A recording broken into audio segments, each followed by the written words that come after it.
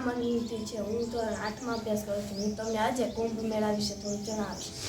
ગુરુ ગ્રહ કુંભ રાશિમાં પ્રવેશે છે અને સૂર્ય ગ્રહ મકર રાશિમાં પ્રવેશે છે. તેથી કુંભ મેળાનું આયોજન કરવામાં આવે છે.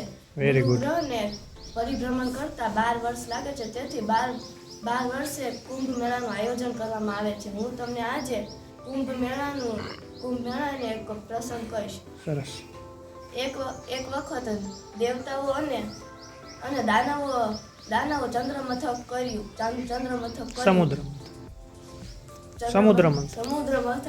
ત્યારે તેમાં 14 રત્નો હતા. તેમાંથી એક રત્ન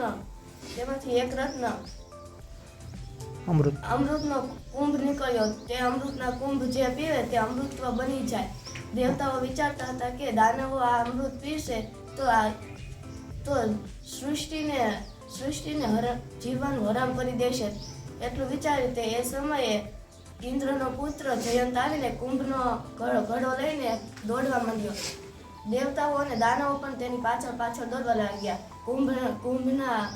કુંભની ખેંચાખેંચ થતા તે કુંભના અમૃતના 4 ટીપા 4 સ્થાન પર પડ્યા. તેથી ત્યાં કુંભ મેળાનું આયોજન કરવામાં આવે છે. સાધુ સમાજ અને લોકો તે સ્થાને સ્નાન કરવાનું મહત્વ ગણે છે. સરસ. આજે હું તમને કુંભ અને મહાકુંભ વિશે કહીશ. 4 કુંભ મેળા યોજાય છે: મહાકુંભ, અર્ધકુંભ, કુંભ અને પૂર્ણ કુંભ. મહાકુંભ અત્યારે હાલમાં પ્રયાગરાજમાં ચાલી રહ્યો છે.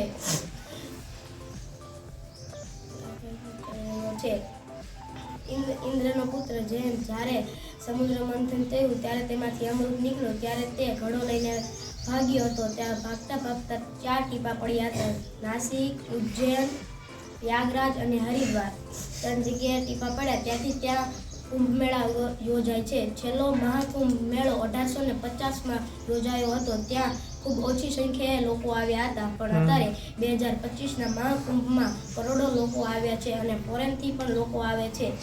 કેટલા ફોરેનરોએ તો આપણો ધર્મ અપનાવી લીધો છે કે વાહ, કેવો હિન્દુ ધર્મ છે. સરસ.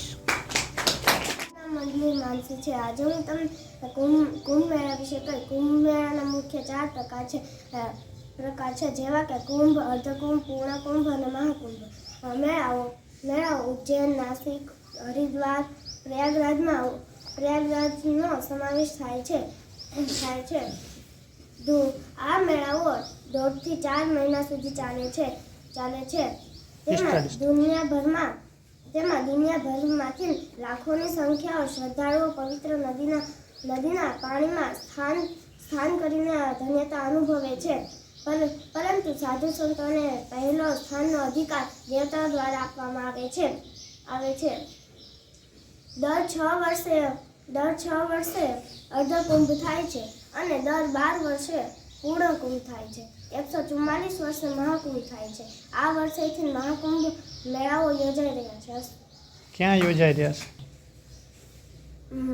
મહાકુંભ મેળાઓ પ્રયાગરાજમાં યોજાઈ રહ્યા છે.